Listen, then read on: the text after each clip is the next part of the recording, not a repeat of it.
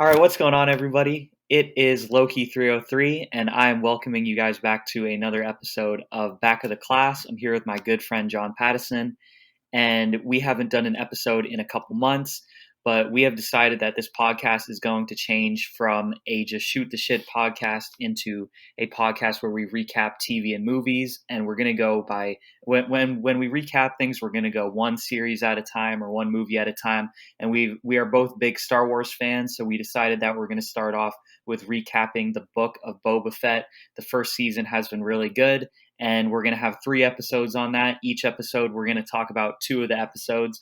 So in this episode, we're going to be recapping chapters 2 and 1 of Boba Fett. So if that's something that interests you, make sure to like and subscribe. And if you're watching along with the show, I think that this could be something really fun to get into. And I know that we're probably going to be having a lot of viewers coming to this video who are starting the show later than most people did. So we'll probably be getting most of our views in the future, but just wanted to give a heads up about that. As I said before, I'm Lowkey303. I'm a full-time rapper. I'm dropping 69 projects in 2022. I am a pretty big Star Wars fan, but John is a much bigger Star Wars fan than me. So I'm going to let John introduce himself. All right, yeah, as Jason was kindly complimenting me there. Yeah, massive Star Wars fan, also massive superhero fan. So it's gonna take me a minute to get back into the Star Wars groove, because we are recording this on Super Bowl Sunday. So Marvel just dropped the new Doctor Strange trailer. So your boy's still riding the high from that. So yeah, I my channel MCUHQ always talking about Marvel content. I do have another channel called John Pattison where I'm doing some. I'm going to start transitioning that into some more video essay type content. And I saw a tweet saying that video essayists are the TikTok or the theater kids of YouTube. So if that's true, then I'm a proud theater kid. So yeah, I'd say that that's what's up with me. A lot of content coming from the two of us this year. We are just going to be working nonstop, aren't we? Yes, that's the plan for sure. And on top of all of those things, we have this podcast for you guys, and all of our socials and channels and whatever are just will always be in the description. So let's get right into the recap. What were your expectations going into the show? Well, my expectations were pretty high because both seasons of Mandalorian were absolutely phenomenal, and this was the exact same creative team behind that show. So my expectations going in were probably higher than they should have been. I was expecting something 10 out of 10 going into the show, right before I even seen it, which I will say is a surefire way to set yourself up for disappointment. But Yeah. enough of that. We'll get into stuff like that later. But yeah, I was expecting a lot from this show. How about you? What were your expectations? Because I know you didn't see Mando season 2 before going into this. Yeah. Yeah, I didn't really know what to expect because I Mandalorian, when I saw season 1, obviously it was really good, but my thought behind it was that like part of the reason that made it good was that it was a story and a character that Star Wars fans had never seen before and that they had never worked with before. So I was a little more nervous going into Boba Fett because I didn't really know where they were going to take his story. I didn't know if it was going to be really corny or if it was going to be cool. But I was hoping for the best. But I certainly didn't set my expectations super high. I thought that there was big potential for them to fuck it up. Hmm. Yeah, that's probably a much smarter method than I had going in. I will say though, I think the one thing that might have tampered my expectations a little bit is that the trailer was not epic. So that did kind of reel me in, where I was like, okay, maybe this show's not going to be some epic adventure. Yeah, But it has a very interesting title too. yeah, well, yeah, I was complaining because like we never once saw Boba Fett's book, and that pissed me off. We didn't exactly know like where in the timeline it was going to exactly be because when I first found out about it, I thought like, oh, like this could be all of his bounty hunter adventures before he falls in the Sarlacc pit. So it was definitely interesting that they decided to pick up from him escaping from the Sarlacc pit because they could have so easily done him just being like a ruthless mercenary, made it more like a Mandalorian style show of him like going on missions for Vader and the Empire. which fans would have ate that shit up too. Yeah. So I do have to ask, that opening scene of him getting out of the Sarlacc. What did you think of that? Because I think in terms of a hook for a show, it was pretty rad. I thought it was pretty good. I definitely liked it. I just wish that they showed more of him getting out of it. Like maybe just an extra like 30 seconds of Yeah. him just like carving his way through the beast. But I liked it a lot. It's definitely like an epic image, just seeing him just like burst his fist through the sand and then just collapse Yeah. um out of exhaustion. And those greedy Jawas, of course, came and robbed him. So Damn Jawas. I will say it was yeah. So with all that being said about like our preset expectations and stuff, I guess we can get into recapping the episode. So we gave our thoughts on the Sarlacc pit. Something that like made me cringe, like not in a bad way, but just from a physical standpoint, was that I don't know how his eyes survived that sandstorm when the Tuscan Oh Raiders yeah. found him. Yeah, Oh yeah. I don't know how a lot of them survived that entire thing. because like anyone who grew up in America probably had a sandbox on their playground. You know what it's like when you got sand blown in your eye. Yeah. So yeah, I I don't know how he survived that. That was absolutely brutal. Another point I wanted to add was that I tried to find a picture of Tuscan Raiders without their face mask, but I couldn't find it. Yeah, it doesn't exist. That's Yeah, like a big thing. Every time you see Tuscan Raiders, they have their masks on, and we've never seen them without their masks on, which really says something about their religion or who they are as people, that they just identify with their masks more than their faces. I really thought that there would have been a drawing of it, but I couldn't find anything because there's a decent amount of Plo Koon without his mask examples, which are cursed images. God, dude, that scares the crap out of me. That is like those should not exist. Yeah, yeah, yeah. Those are awful. So I will say, I think you definitely watched the episode more recently than me, because I mean I watched it like almost 2 weeks ago at this point. So some bits you are gonna have to refresh my memory, because at some point all the timeline jumping starts to blend together. So I keep Yeah, asking myself what happened in which episode. So yeah. Because in the first episode, it doesn't show too much of him with the Tuscan Raiders. It kind of opens with that, and then it's the end of that because it's showing him in the back to tank. Which I will say, I think most college students in 2022 could use a back to tank. Doesn't that look like the most comfortable form of physical therapy ever? it really does. Just lay in there and just dream about all your PTSD. Be great. We're not too. I feel like we're like 50 years away from having those. Like at the end of our lives, we could probably have something like that in our houses. Yeah, which is funny because like 50 years ago they said that's the stuff we would have had now. Yeah. And we're so far away from that, dude. Like most people don't even like know how to like use their bathtub. Something that stands out from the show visually is obviously that like it's really really well done. Like they capture the aesthetic of Tatooine very very well. I wanted to ask you a little bit more about his sidekick. I forgot her name. Fennec Shand. Yes, has is she? How much do we know about her from other Star Wars canon? So she is very mysterious. She up to this point we saw her in like 2 episodes of the Bad Batch. And then she just came and then she went, and then we see her in like just a couple episodes of Mando, and we know absolutely nothing about her besides the fact that she is wanted by the ISB. She is worth a lot of money, and she is like one of the best snipers around. But other than that, we know basically nothing about Fennec as a character. Yeah, because I tried looking up more about her, and she's like really new to the Star Wars universe, right? Yes. Yeah, she was created in Mandalorian, and so that would have been 2019, and they're just kind of working her into other things now. Yeah. Okay. Yeah, that makes sense. Yeah, so I think she's a very, very interesting character. Um, after he's in the back to tank, they go to the various lords from the surrounding land giving him gifts, right? And Yes. I will say I wasn't a massive fan of how white they made that Twi'lek guy sound. He sounded a little too modern for me. See, I have to ask, like, what are your thoughts on the Twi'lek? Because he's a very interesting character. Yeah. First two episodes, he's just like I find it interesting, like the way that they wrote him.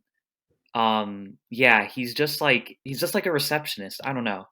It's He's weird. such a receptionist. Yeah, it's weird that like they gave him such a modern sitcom-y feeling. He's kind of out of place, but it kind of works, I guess, because all of their characters are so serious and dialed into being Star Wars characters. Well, I mean, we do meet two Twi'leks in this episode because we meet that guy, and then we meet Garsa Fwip, who fits into the category of everyone's always saying Twi'leks are the most beautiful creatures in Star Wars, Yeah. and then we meet her, and they're just proving the point even more. One note about Fennec, the actor in real life, she's 58. I don't Yeah, know if you knew that. So if you ever needed evidence that a yellow doesn't crack, there it is. she was also in Agents of Shield, and she played one of the lead characters in that show. And like, she Mm, was so much like Fennec in that show that I'm pretty sure that's the only reason she plays Fennec in this show. I see. Yeah, Yeah. So it starts off with that Twi'lek guy just being like a sussy baka and basically saying that like the mayor expected tribute from him, right? And then they go to meet Fwip. He didn't go there for anything specific. He was just going there to let them know that like business would be running the same. And then when yeah. he goes outside, he gets jumped by those assassins, and he shoots a wrist rocket at point blank range, which I don't know if that was the smartest move. Okay, what would you do in this situation? So he's on the ground, 360, he's cornered, but there's no one above him, and he has a jetpack. Why didn't he just fly around? Just fly up and go outside him. He could literally pick up Fennec and blast off. That's what I didn't really understand. He has a damn jetpack. I guess it had to be for the action, right? Because like Boba Fett could literally get out of any situation if he were to use his jetpack, and that's why jetpacks are super OP and why the government is probably hiding them from us. Yeah. Um, I do but think it's weird though that like the only action scene in the episode, Boba just gets tased, gets knocked down for the count, and then the sexy boy Gamorrean guards have to come in and save him. Like yeah, I'm like, what I'm like, what happened to Boba Fett? where were those Gamorreans though when they first got jumped? Because I thought he declined to have them washed and fed. Were they just lacking? They were just hanging outside doing something. It took them way too long. Yeah, it's like they were fighting for like 15 or 20 seconds before the Gamorreans were like, "Oh shit, like we have to go do our job." Yeah. Also, something that I think is fascinating about the Star Wars universe is that not everyone speaks English, but they understand it, Yeah. which I think is super interesting. Conversation for another day. How did Anakin understand R2? Or how did anyone understand R2? Those are all conversations of another time. Back to Boba getting jumped. So he does a pretty good job to fight them up, but then he gets tased, knocked down. Luckily, they're able to get them off. He literally obliterates that guy, sends him to the Shadow Realm with a wrist rocket. He does. That was a great kill. There was nothing left. Like he didn't kill the dude. He did blast him into the shadow realm. There was nothing of that man left. I also like how there is fighting and violence, but they're still keeping it family friendly. They definitely want it to be for the whole family, so they're Hmm. not showing any blood or anything like that. Someday I do hope that we get a more violent Star Wars show, um, Yes. but that will be for another time. Then he tells Fennec to go after two of the assassins, and he tells her alive because he wants at least one of them alive. And then the greasy Gamorreans, after 20 seconds of not doing anything, they're able to pick him up, and he's like, I need to get to the back to tank, which is like it's not clear how far Jabba's palace is from They were at Mos Espa, Mos and I Espa. will say, because I have seen the entire show, you have not at this point. You're going to be asking that multiple times of how far this place is supposed to be from the palace. Yeah, It's a very confusing distance that the show does not try to explain at all. Like there's so many scenes where Boba's like, "Yeah, I'll be right back. I just have to run to the palace real quick." It's like it's a pretty big city. yeah, and it's like like I don't stand in the middle of Denver and be like, "Hey, I got to run home real fast. I'll be right back." It don't work that way. and it's like you can't tell me that like with a jetpack, Boba just walks everywhere. Maybe he Yeah. does. I don't know. But yeah, so he has the greasy Gamorreans drag him back to his back to tank.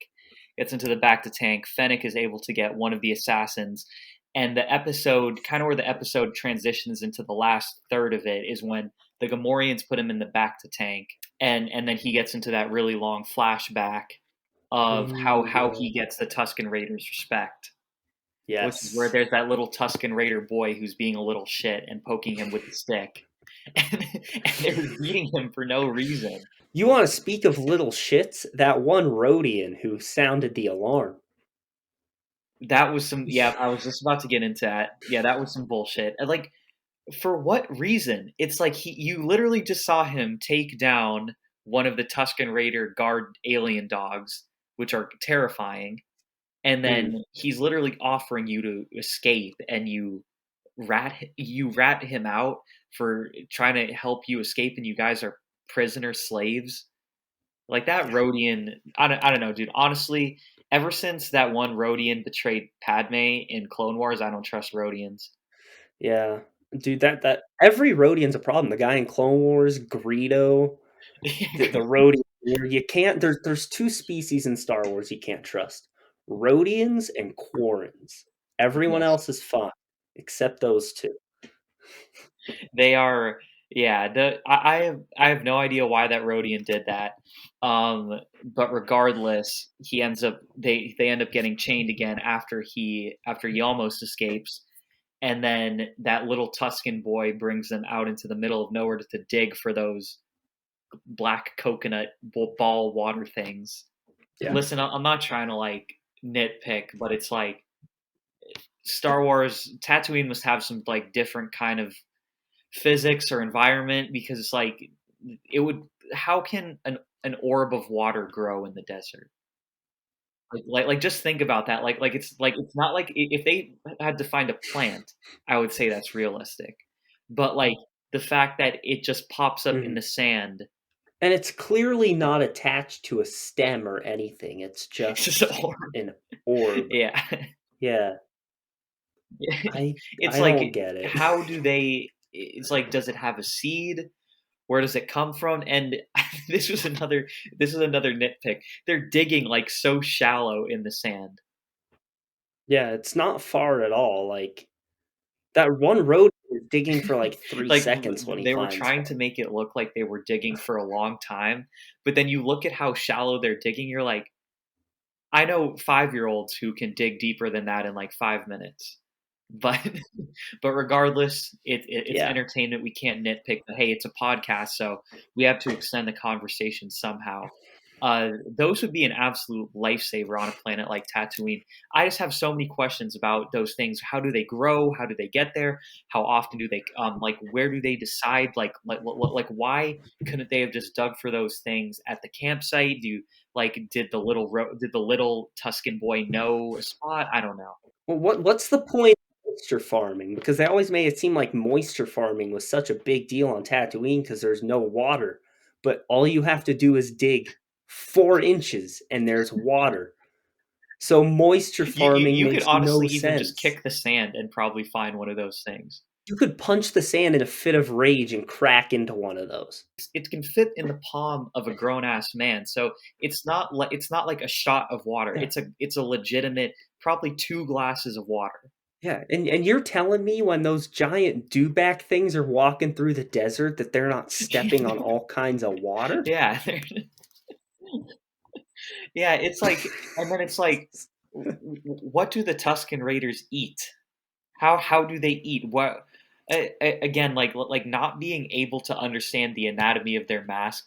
I have so many more questions about them now. I mean, I will say in Mando there is a hunt where they get a bunch of meat, but I didn't even think Yeah. about the whole mask So thing. here's another question like that just occurred to me is that like so when Obi-Wan in episode 4 is like, "Oh, we should get inside, there's Tuscan Raiders." Is this a moment of like he just doesn't want to show Luke that he's a Jedi? Does he not want to get violent or is he just a pussy? Because Well, he's a Jedi. He could manhandle Tuscan Raiders even in his old age. He went toe to toe with Darth Vader. yeah, And that was like suit Vader like that was like the back half of his prime. So like it's like Obi-Wan yeah. still had it when he was older, so like why was I maybe for the safety of Luke. I mean, I would just chalk it up to Obi-Wan not being willing to learn that Tusken Raiders are actually pretty chill beings. Obi-Wan was prejudiced towards Tusken Raiders. Well, I mean, Obi-Wan, I mean, I wouldn't be surprised if he developed some form of racism after everything he went Yeah, through. like yeah, honestly any Jedi who survived Order 66, they kind of have a past to be a horrible person. That's kind of like putting your life Yeah, through the ringer 100 times. Not many of us get to experience in yeah. Order 66. And hopefully none of us have to. But I mean, you never know with Elon doing the brain chips now. You never know. Yeah. But yes, back to the episode and off of our black water coconut ball tangent. I don't even know what those things are. Yeah, so he has that cool scene where the youngling is like, ooh ooh ooh, and he's like trying to get the ball from him, and then he stops his stick, and then he's like Careful, youngling, I need water. gives it to the kid, and then the kid pours it out for the dog. Dog term used loosely. The dog, and then they act like it's a big deal that Boba lost his water when in reality there's probably one sitting 4 inches next to him. But that's besides the point. Let's get off our I water just rant. this show, like now that we're discussing it, this show honestly leaves me with even more questions, way more questions than answers. He has another funny conversation with the Rhodian, um, and the Rhodian is basically unwilling to escape, which maybe the Rhodian has like a kink for being a slave or something. I don't know. That's the only way I could chalk it up to him not wanting to escape the hot ass desert and being enslaved by Tuscan Raiders. And then they uncover that absolutely horrifying thing, which is something straight out of Dungeons and Dragons. It's funny, like you watch that, and then like it kind of reminds me of something in Spy Kids, and then I'm like, Robert Rodriguez did direct this episode and Spy Kids. Like it seems like one of the things that would be on the island Yeah, in that Spy thing is Kids is too. terrifying. Like that is anyone who's played Dungeons and Dragons. Like everyone has a monster manual. Like that is straight out of a monster manual. Like that was actually very cool to see. I will say though, another nitpick. How the fuck could anyone survive a punch or a slap from that thing? It literally like gave Boba like it literally crunched Boba's head, his dry ass head that like needed some lotion, bro. He needed lotion and chapstick badly, but never in my life have I seen someone so chapped. Like that shit was insane. His head, it's funny because his head had an acid burn and a sunburn. Like, dude, how much can one guy go through? You would need 2 years in a back to tank to recover from that kind of skin burn, bro. Which is probably why he likes the back to tank so much. But yeah, so he ends up chaining that thing behind the neck, killing it. The kid basically realizes that Boba Fett is God, and then they get the Yeah. chain. They decapitate the head of it. They bring it back to the camp, and everyone's obviously freaking out because they've obviously never killed one of those before, and they have that amazing ending, which is like this is what I want from Star Wars. This is the kind of writing I want from Star Wars. The leader, he goes up to Boba Fett, doesn't say anything, doesn't look at him, just hands him the water.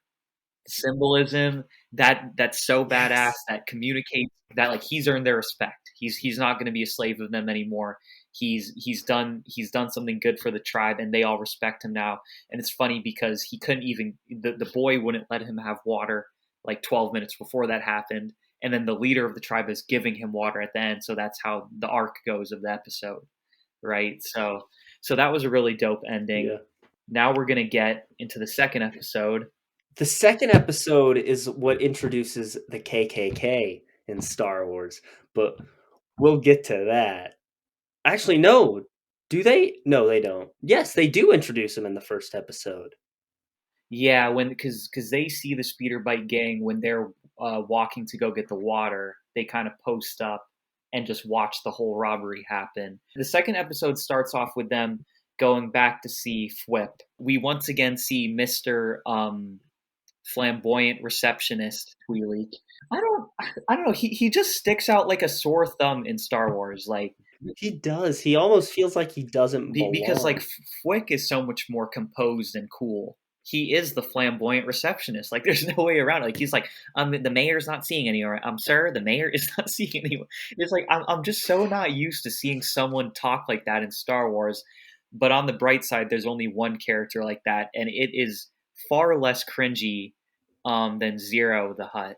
Oh, dude, the Zero the Hutt episodes are so hard to get through.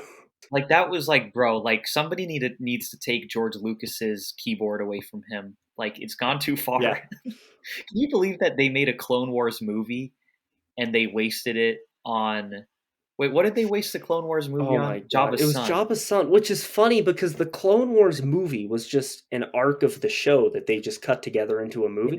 And I always say, like, by the time the movie had come out, which by the way was an advertisement for the show, and it was a really bad advertisement, they like season one was basically done. And there's so many better arcs in season one. Like the whole Malevolence arc, why wasn't that the movie? But no, instead it's Jabba's friggin' like drooling son on a journey across the galaxy while Zero the Hutt of all people is trying to stop it. But we're not here to talk about Jabba's son. We're here to talk about Boba Fett. So Boba he goes to the bar, but he talks to Fwip, and then Fwip tells him that like, oh, the twins are back. Yeah. And do you know the names of the twins? I do not know the names of the twins. I'm pretty sure they have not said the names. It's just the twins. Yeah. They're just Jabba's cousins. Yes. Yeah, They yeah. look So way too intimate with each other. Like, dude, I was getting like Game of Thrones vibes from these two twins. Like, he was resting his hand on what I would assume as a Hut anatomy is probably her ass. I'm like, this is uncomfortable. yeah, they are sitting way too close to each other, way too intertwined with each other. And it only takes like 7 men to lift up two Huts. And it's like, I don't know, but I will say though, the dude who's playing the drums got off very easy. He better wake up and say a prayer of gratitude every single day that that's his job, because Yeah. Jesus Christ, bro, he has it so easy compared to the other guys. He meets the Huts. They're upset with him. They're basically saying no, like that's our land to claim. They introduce evil Chewbacca. Black who's Chrysanthemum is the best character on the show. Yeah, Black Chrysanthemum. He is terrifying. I would say he's the most terrifying in Boba Fett, but obviously, real life Cad Bane exists. And they're basically like, yeah, like we're gonna come back for the palace and the land, but at another time, sleep lightly, Boba. Yeah, next thing you know, you're in carbonite on a wall. And then at some point, I can't remember if it's before or after, but he talks to the mayor. Not by the mayor's choice. Boba just kind of forcefully enters. He forces his way past weird white guy Twi'lek, receptionist. He forces his way past that guy to see the mayor. The mayor has a cool translator. They bring the assassin, Yes. and then the mayor's guards end up killing the assassin. It was also because like they're not completely sure who sent the assassins for Boba in that episode. They don't have the complete answer on that. But the mayor basically kind of tells him the same thing that the Huts told him, which is like sleep lightly. It's harder to run an entire crime syndicate like that than you think it is. You know, you definitely don't want to make enemies out here. So he meets Hmm. the mayor, and then he goes back to the Bacta tank where he has a very, very long flashback. Like, this is basically the Tuscan Raider episode, and this is the part that I remember better. So, first of all, that train is crazy that, like, in their universe, that they don't even need tracks. It's just electromagnetic, which is really fucking cool. Which makes it even funnier in Solo that the Imperials are transporting cargo on an actual train track. Well, because the train comes in and then they just kind of start shooting at the Tuscans. So it starts off with him and that one Tuscan Raider who's mostly wearing black garbs. They are training, and it's so Yeah, cool to that's see right. They're Boba. sparring. It's so cool to see Boba Fett get his ass kicked because you're like, wait, like that's top 5 assassin and bounty hunter in the galaxy, and he's getting his ass kicked by a Tuscan Raider. It's like it puts in perspective for how good that guy is with the weapon. Well, I mean, was Boba Fett ever really a good fighter? Because he did get defeated by a blind man with a boat paddle in Return of the Jedi. So I rewatched that the other day. I think that was just horrible luck. It was just common Han Solo W, and yeah. it was a rare Boba Fett L. So it was those two things just meeting at the perfect time. Oh, Um, don't you love real fast before we get too deep into his flashback? So his yeah. flashback always starts with him in the Bacta tank. And every Mhm. time it goes to the Bacta tank, all I can think about is the Polynesian spa. It's literally a Polynesian spa. It's his own personal Polynesian spa, which is very cool. Wait, so what is in the Bacta tank? Like, what is Bacta fluid? Like recovery fluid? Yeah, it's some healing fluid like that. That's why Boba, when he's not in the tank, he has his eyebrows back and he's not as scarred. It's some healing thing in there. That's where he's getting his lotion from. That's that's where he had a year's worth of hydration put back into his skin. I want to edit like a Gold Bond commercial, but with Boba Fett. You could even do like like a Snickers commercial with Boba Fett and like the back to tank.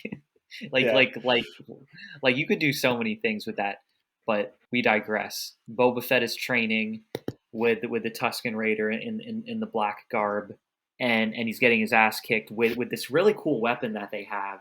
It's like a spear on one end, but it's like a walking stick with also this like round thing that you could just like totally just like knock someone out with. It's giving me karate movie vibes with that. Mhm. And in the middle of their training, they just see this really weird thing in the distance. And the first time you kind of see it, you're like, is that a train in Star Wars? And then it gets closer and you're like, oh shit, like you're like, what is that? I'll say the aim of the snipers from that train is crazy. Yeah. That they're going like 100 miles an hour or probably even more, and they're sniping down dudes in the sand dunes like a couple hundred yards away. Like that's dude. Like no offense to the Tuscan Raiders snipers, but like they were not doing shit to the No, train. and I like killing the Tuscans is one thing, but did they have to aim for the banthas? Yeah, Like what did the banthas are so innocent. They're just giant furry cows. yeah, yeah. What did the Banthas do? Also, speaking of giant animals in Star Wars, we need an episode with those really weird animals from Episode 2 in the scene where Anakin and Padme are in the field. I never understood the anatomy of those things. Their faces are so tiny. And they're like so forward sloping. Like they're like so small at the front and then they're like so big in the back. It's like George Lucas is like, you gotta relax, bro. It's like you don't need to do this. You don't I need to do do love, dude. Anakin did have a moment though. I love that his first instinct was to try to surf one of those things. Yeah. Those I will say that scene of Anakin and Padme, I've expressed this to you before. That scene makes me smile like an idiot every single time I see it. It makes me giggle like an idiot. It's such a good love scene. I love how he plays dead. I think that's hilarious. It's dare I say the only well written George Lucas love scene. Yeah, that was definitely up there. Like that was actually cute. I will say, like, just before we get back to Boba, like, what a horrible idea to put a horny, angry 19-year-old with a young, hot senator who you know he has the hots for. Um, yeah, what a terrible idea. I think all Star Wars fans know that, but like in hindsight, it's even more terrible. Like when you say and think about it out loud. Yeah, it was so. The council was a problem. I'll just say Yeah, that. but back to the Tuscan Raiders. So that train comes in, and like they wipe out probably like a fourth of the Tuscan Raiders group. Which after you find out that they're like actual compassionate people that are just trying to survive, it is sad. You Hmm. know, where exactly does he run into the biker gang again? He goes to Tashi Station.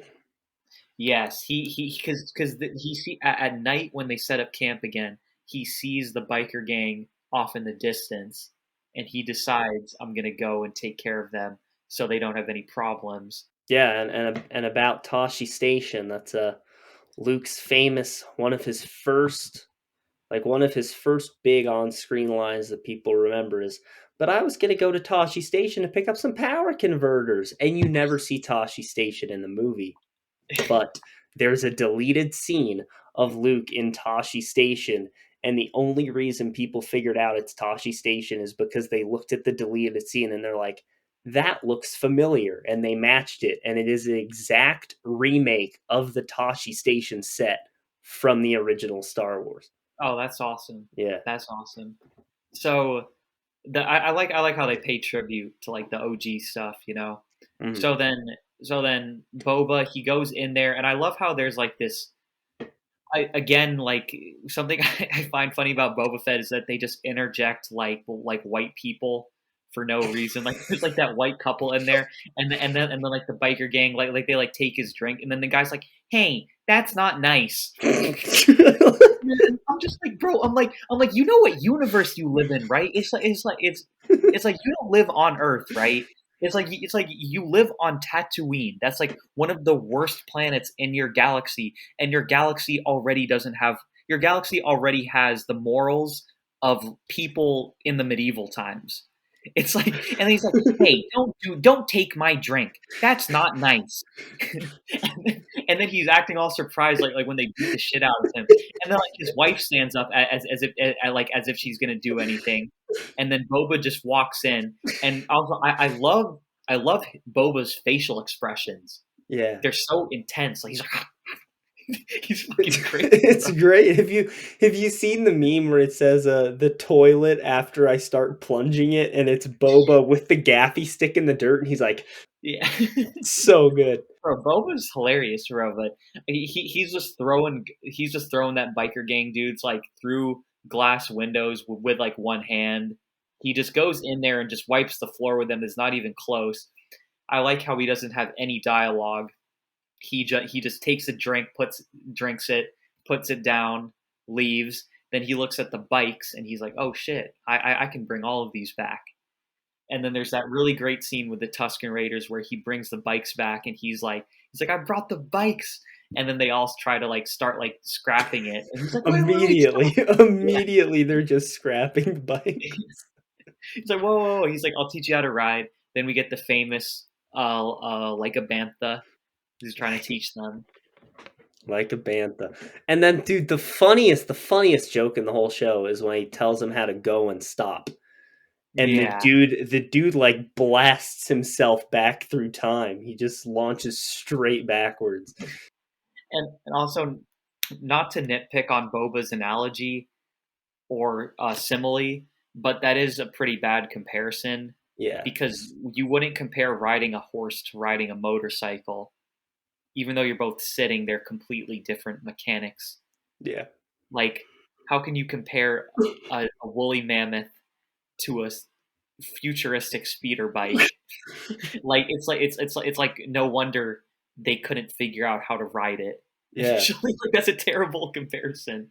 Dude, But those guys were eating shit. Like they were going like 60 miles an hour and just flying off of those.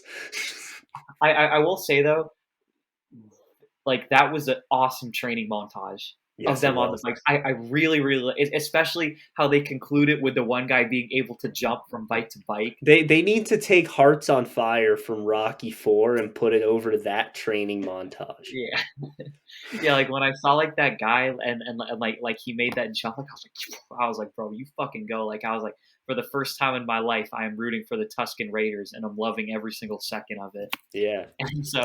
And so they have that awesome training montage. They figure out how they're going to stop the train, right? Hmm.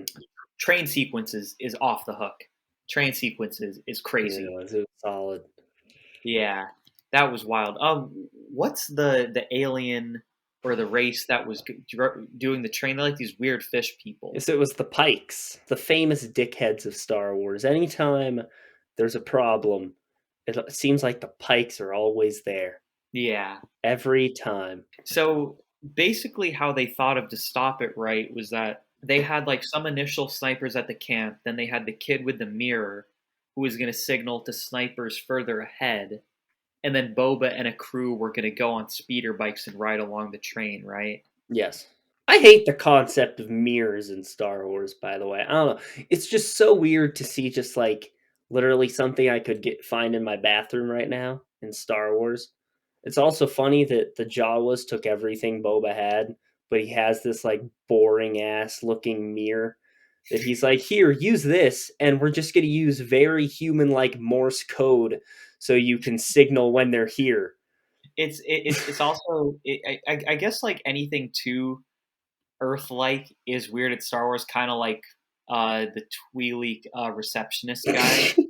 Like he's so white, I can't get over it. So white. Like I swear I've talked with a million customer service guys with him on the phone.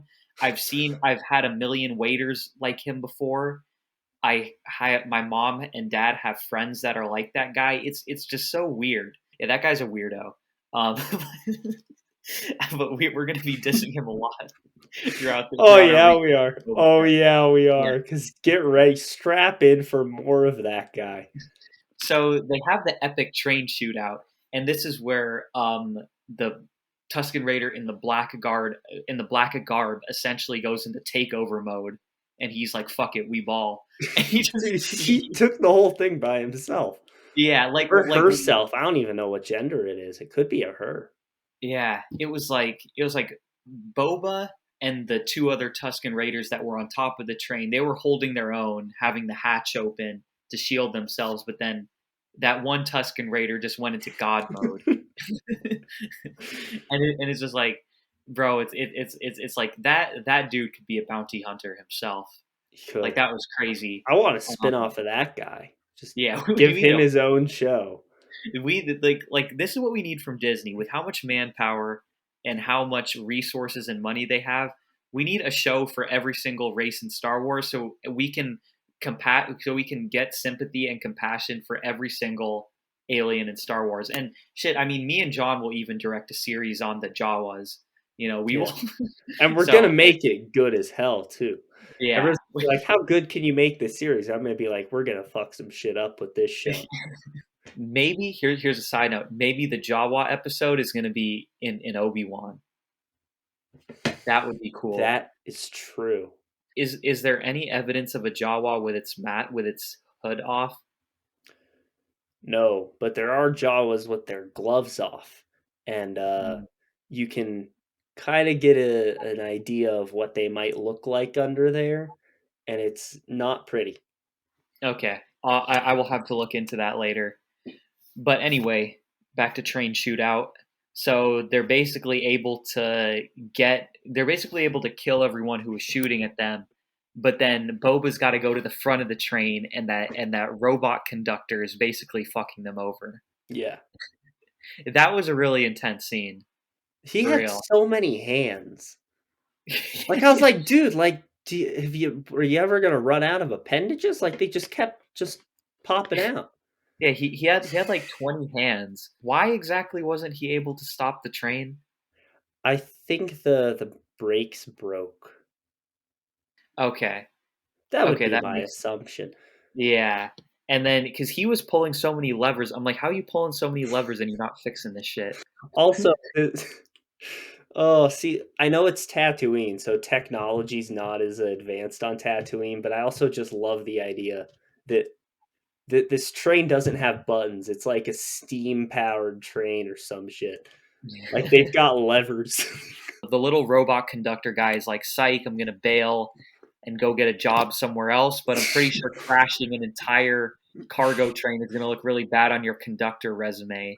Yeah, how does he not die? That train was going so fast.